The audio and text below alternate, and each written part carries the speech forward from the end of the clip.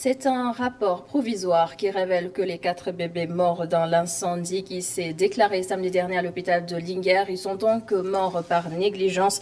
Le ministre de la Santé a reçu les premiers éléments de l'enquête et Abdoulaye Diouf Sarr est radical. Toutes les personnes concernées seront à la disposition de la loi. Regardez. Amna lu xew hôpital Magatte Lô yàggul mooy ñeenti bébé yoo xamante ne ñàkk nañ fa seen bakkan. Concernant l'incendie qui a coûté la vie à 4 bébés à l'hôpital Magatte Lô de Linguère, l'enquête est en cours et nous avons reçu le premier rapport provisoire que nous allons approfondir. Mais nous pouvons déjà noter des dysfonctionnements dans ce service. Ainsi, nous avons pris la décision de nous séparer du directeur du service. Tous les agents travaillant dans le centre néonatal ont été priés de rester à la disposition des enquêteurs pour situer les responsabilités. Toutes les mesures complémentaires seront prises une fois que nous aurons en main les conclusions du rapport final. Mais ce qui est déjà clair, c'est qu'il y a encore beaucoup de choses à faire pour améliorer les services de santé dans les hôpitaux au Sénégal. À cet effet, nous prions tous les médecins spécialisés de se rendre aux localités où ils seront affectés.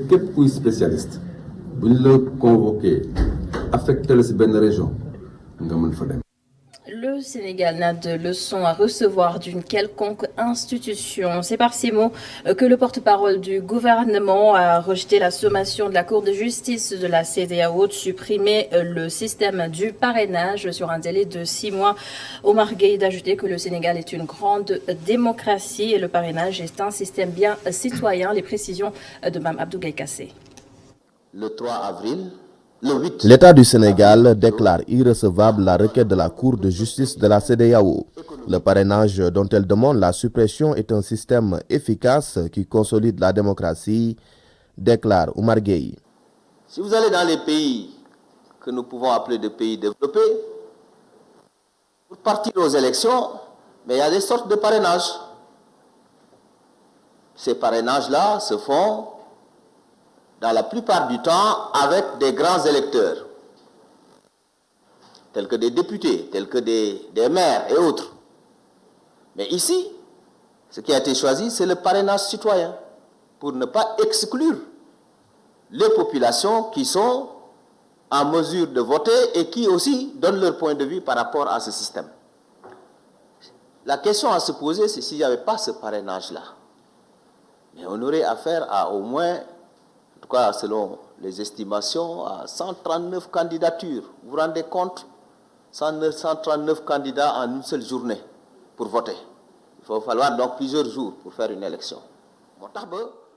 Dans un autre registre, les jours se suivent et se succèdent, mais les événements malheureux de mars dernier et leur lot de drames ne sont toujours pas élucidés.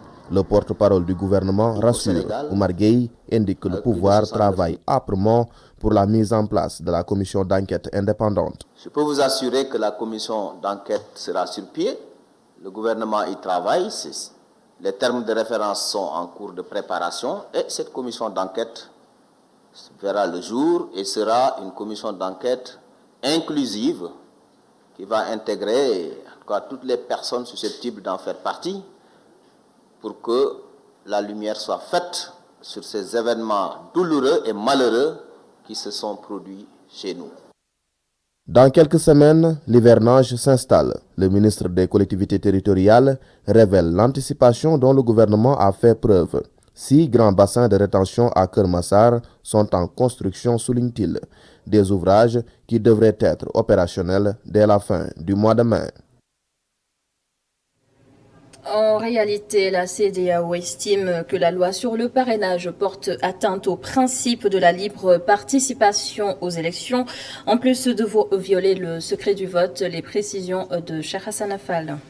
La Cour de justice de la CEDEAO a été saisie par l'Union sociale libérale de l'avocat Maître Abdoulaye Tine depuis le 11 décembre 2018 pour violation des droits de l'homme. La requête évoque plusieurs motifs. Pour l'Union sociale libérale, le principe du parrainage vide le statut des partis politiques de sa substance, autrement dit, viole le protocole de la CEDEAO sur la démocratie et la bonne gouvernance, des affirmations non démontrées selon la Cour.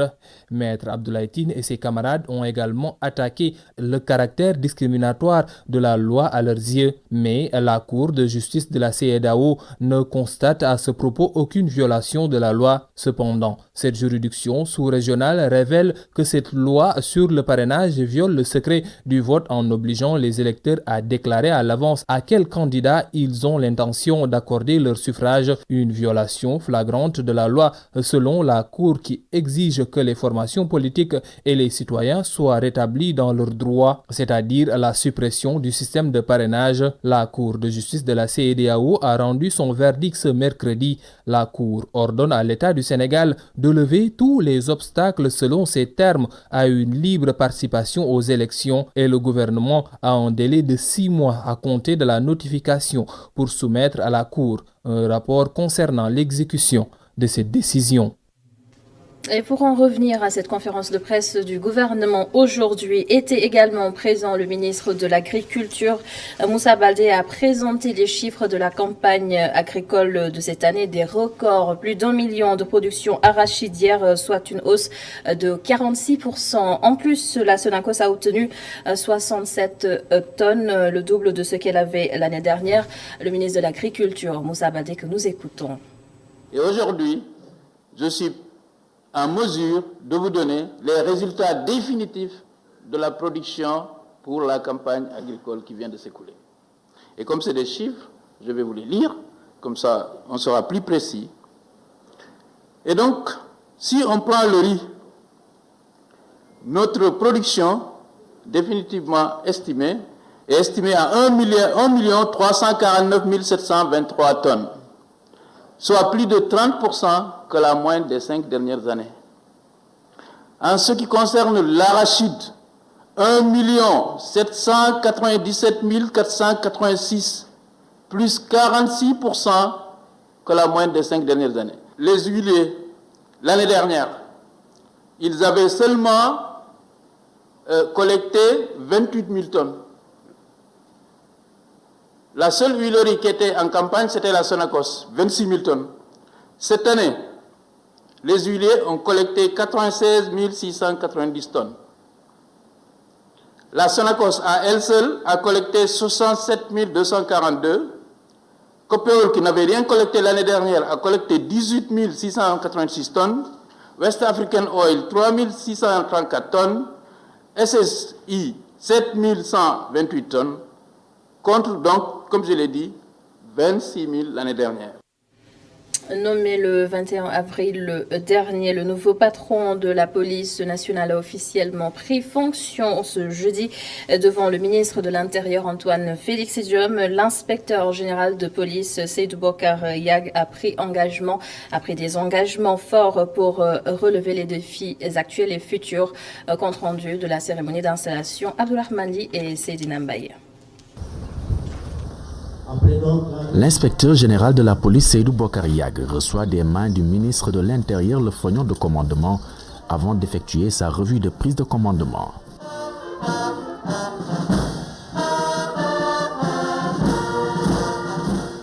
Le tout nouveau directeur de la police nationale représente un choix judicieux selon Antoine Félix Diome au vu de son parcours jugé élogieux. Des expériences à la tête des postes stratégiques qui vont lui permettre aujourd'hui de préserver les acquis face à de nombreux défis sécuritaires. La police nationale fait face à une criminalité protéiforme qui est souvent l'œuvre de délinquants aguerris usant de moyens de plus en plus sophistiqués. De plus, la position géographique de notre pays, corrélée aux récentes découvertes pétrolières et gazières, le propulse à la croisée des chemins de la délinquance transnationale dans toutes ses formes. La police nationale donc est avant tout au service des populations pour servir et protéger. Dans l'honneur au service de la loi, devise de la police nationale que l'inspecteur général de police compte perpétuer, ayant conscience du travail qu'il attend à la tête de la police, il prend déjà des engagements à mettre en œuvre. Je puis vous garantir que toute mon action sera guidée par la volonté de renforcer l'efficacité opérationnelle de la police nationale, l'épanouissement professionnel et social des fonctionnaires de police et le rehaussement de la posture de l'institution policière. Je prends ici l'engagement, avec l'ensemble des personnels de la police nationale, de tout mettre en œuvre. Les rapports police-population doivent aujourd'hui plus que jamais être améliorés. Cette préoccupation continuera de faire l'objet d'une prise en charge globale et dans toutes ses dimensions, avec une plus grande implication de tous les acteurs sociaux dans la gestion de la sécurité de proximité. Je prends ici l'engagement ferme d'œuvrer au renforcement des rapports entre forces de sécurité et de défense pour le bien des Sénégalais et des autres qui vivent parmi nous.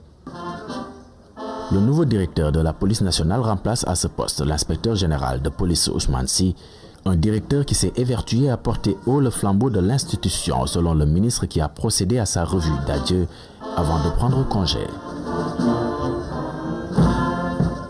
Juste avant le défilé des troupes, pour mettre un terme à la cérémonie.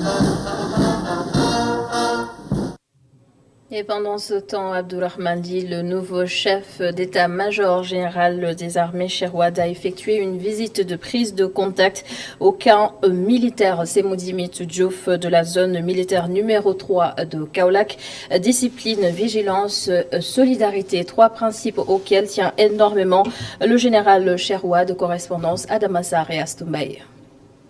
Le chef d'état-major général des armées a effectué sa prise de contact dans la zone militaire numéro 3. Le général de corps d'armée, Cheikh Ouad, insiste sur la discipline dans les armées. Premier point, tout tourne autour de la notion centrale de discipline. La discipline dans les armées, nous avons tous appris que c'est notre force principale. On peut tout négocier, entre parenthèses, sauf la discipline. C'est ça qui fait que nous sommes de très bons militaires, que nous sommes de très bons citoyens. Donc j'invite toutes les catégories à faire l'effort nécessaire pour rester des militaires disciplinés. Le chef d'état-major général des armées appelle ces hommes à la vigilance pour parer à toute éventualité. Le deuxième volet, c'est la mission, dans sa globalité. Nous sommes dans un monde assez trouble et dans une sous-région particulièrement agitée, avec plusieurs types de menaces, beaucoup de risques, beaucoup de vulnérabilités. La vigilance doit être de mise. La préparation doit être de mise. La préparation à la mission, elle est d'abord individuelle et ensuite collective, pour qu'à l'heure de nos engagements, nous puissions rester des hommes performants dans la mission confiée. Ça va de la formation initiale à l'instruction et à l'entretien. Autre point abordé par le chef d'état-major général des armées, la solidarité au sein de l'armée. Le premier élément, c'est vraiment les relations entre chefs et subordonnés, qui doivent être des relations de confiance, des relations de solidarité, parce qu'ils investissent tous de la même mission. C'est les fondamentaux pour être vraiment au diapason à l'heure des différents engagements. L'esprit de corps, l'esprit de fraternité, toute la solidarité qu'il faut pour permettre aux uns et aux autres d'avoir tout le monde à côté, aussi bien dans les moments de joie que dans les moments de peine. Le chef d'état-major général des armées a réitéré tout son engagement à soutenir les armées sénégalaises. Merci Adam Assar. Et à quelques mois de l'hivernage, l'ONAS décline son programme d'assainissement et de curage. L'objectif est de réduire considérablement les inondations cette année et ainsi améliorer le cadre de vie des Sénégalais. Les détails avec Mamadou Dian et Moussa Fall. L'Office national de l'assainissement du Sénégal décline un programme à 2 temps, pré-hivernal et hivernal. Objectif, venir à bout des inondations. Keur Massar, commune la plus affectée par le sinistre des eaux, a vu son réseau d'assainissement réhabilité, mais les travaux ne sont pas achevés. Vous savez que la commune de Keur Massar est une commune très vaste et les travaux de durabilité ne peuvent pas atteindre les 140 quartiers ou bien les 25 km² de la commune de Keur Massar. Donc forcément, l'hivernage, c'est dans 2 mois. Il y aura des quartiers où les travaux ne pourront pas atteindre ces quartiers. Les sapeurs-pompiers au premier rang de la lutte contre les inondations prennent le taureau par les cornes à partir de 2 types de dispositifs. Grosso modo, il y aura juste 2 types de dispositifs qui seront mis en place au niveau du groupement d'incendie de secours numéro 1. un dispositif fixe parce qu'on connaît déjà les points noirs au niveau de Dakar. Donc on anticipe en mettant en place quand même des motopompes et des électropompes et ensuite il y a un dispositif mobile. Vous êtes censé savoir qu'on ne peut pas mettre une motopompe quand même devant chaque flaque d'eau. Donc, ce qui nous permet avec le dispositif mobile d'aller pomper des points spécifiques. Une trentaine de recommandations ont été formulées à l'issue de ce CRD. Le gouverneur dégage des pistes de solutions. Alassane Sall promet un suivi des travaux. Ce qui est retenu, c'est d'abord les travaux en cours, les travaux en perspective, mais également les conclusions du CRD. Et je voudrais, parce qu'on fera un compte-rendu exhaustif de tout ce qui aura été dit ici, chaque acteur aura un exemplaire du compte-rendu et ensemble nous en assurerons le suivi. Un partenariat entre l'Office national de l'assainissement du Sénégal et les communes vise à améliorer de façon continue la gestion du cadre de vie dans le périmètre communal. 4 conventions ont été paraphées entre ONAS et les communes de Rufisque, Rufisque Est, Rufisque Nord et Thiaroye-sur-Mer. Transition pour parler de l'eau qui tue. Un peu plus de 40 jeunes sont morts en mer entre 2020 et 2021. Selon les chiffres officiels, à Yoff, ces accidents en mer sont très courants. Plusieurs familles ont perdu au moins un membre. Confidence et témoignages recueillis par Aïssatou Kane. Yoff Tongor, les pirogues viennent d'accoster.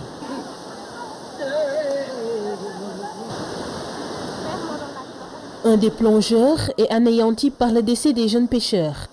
Même s'il admet que ce sont les risques du métier et c'est tout à fait normal que ces jeunes partent en mer.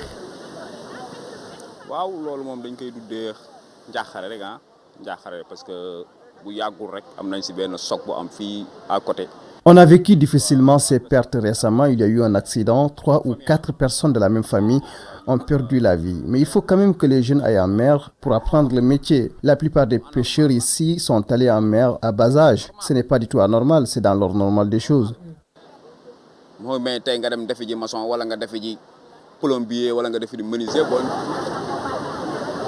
Au départ, ce père de famille s'est montré réticent.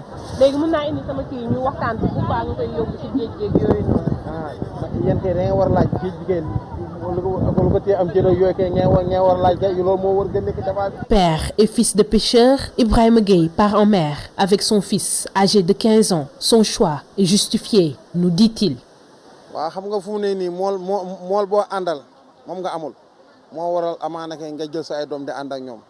Il n'y a plus assez de pêcheurs, c'est pour cela que nous partons avec nos fils. Mon fils faisait l'école buissonnière. À chaque fois que je lui demandais d'aller à l'école, il préférait aller sur d'autres quais. C'est pour cela que je suis dans l'obligation de l'amener en mer, sinon il va pleurer. Selon lui, les seuls responsables de la mort des jeunes sont les bateaux.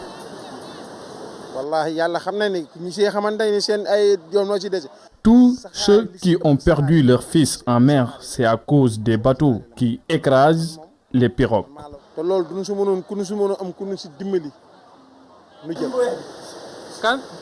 Près du Marouguetch, le prévôt des pêcheurs, ce jeune homme âgé de 34 ans est un miraculé. Il a failli perdre la vie 2 fois de suite. Moustapha Mboup part plusieurs fois avec des jeunes en mer. Selon lui, il faut que les pêcheurs donnent l'aumône. Je sensibilise les pêcheurs à faire des aumônes. Ceci va les protéger et les permettre d'éviter le pire.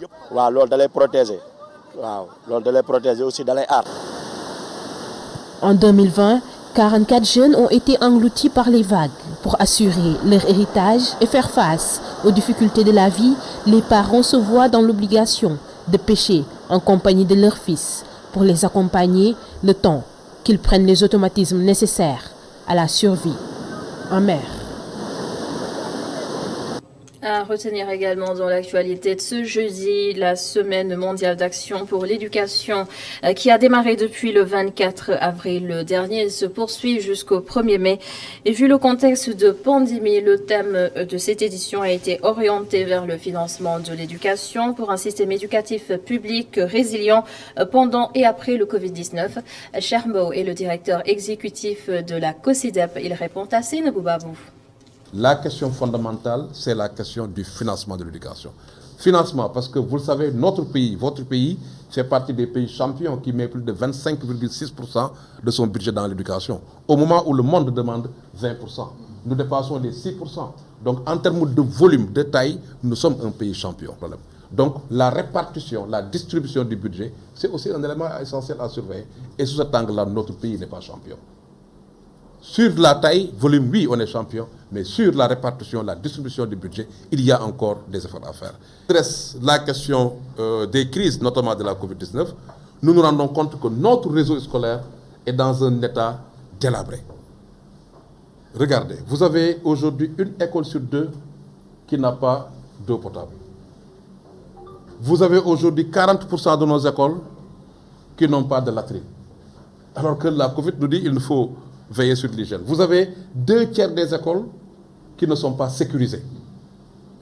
Vous avez vu les casses qui se passent. Donc, il y a un problème de sécurité qui se pose dans nos écoles. Pourquoi nous avons vite fait les liens entre ce que nous avons vécu en termes d'impact lié à la crise de la Covid-19 et les exigences de financement supplémentaires. Parce que pour adresser ces questions, même pour adresser la question enseignante, pour qu'il y ait plus de pacification, il faut la réponse, elle est surtout financière. Une note de sport pour la première fois en MMA. Rugglug s'est incliné par KO devant le Biélorusse Kirill Grichenko. Le lutteur sénégalais conteste cette défaite et son manager Leïti Sen annonce un recours. Je vous propose de l'écouter au micro de Moustapha Gabar Diop. Et on a contacté beaucoup de spécialistes aussi qui ont dit que vraiment il y a eu la sonnerie d'abord avant le coup. Donc, comme vous le voyez sur les vidéos, nous aussi on les a vus comme ça. Donc, on est obligé de déposer un recours pour voir comment ça va, comment on puisse casser le verdict d'hier, qui a été un peu amer. Bien vrai que nous rendons grâce à Dieu, mais aussi tout en sachant que en matière de sport, il faut qu'il y ait un vainqueur, un vaincu, ou bien que ça soit matché. On a signé 5 contrats avec cette ligue de One FC. Donc, on vient de discuter le 3e combat. Donc, les 2 qui nous restent, comme je pourrais dire, il va retourner au Bercail, Inch'Allah, sous peu. Et comme ça, on va encore se refaire et vraiment continuer pour combattre et vraiment amener des victoires pour le Sénégalais. Comme vous le savez, il a un combat à discuter au Sénégal. Donc, tout le monde sait qu'avec le Covid qui a bouleversé ou bien qui a changé les données. Donc, on n'a pas encore eu de date. Mais, Inch'Allah, nous sommes à l'écoute de Sénégal Entertainment dirigé par Mao Cissé. Donc, que je dois même rencontrer tout à l'heure. Donc, nous attendons juste sa décision, c'est-à-dire en termes de date, etc. Et puis, voilà quoi. Et c'est ainsi que se referme ce journal. Merci d'avoir été avec nous. Merci aussi à toute l'équipe de la régie. Demain, vous serez avec Osama Monique Sagna pour le 19h45. Bonne soirée à tous.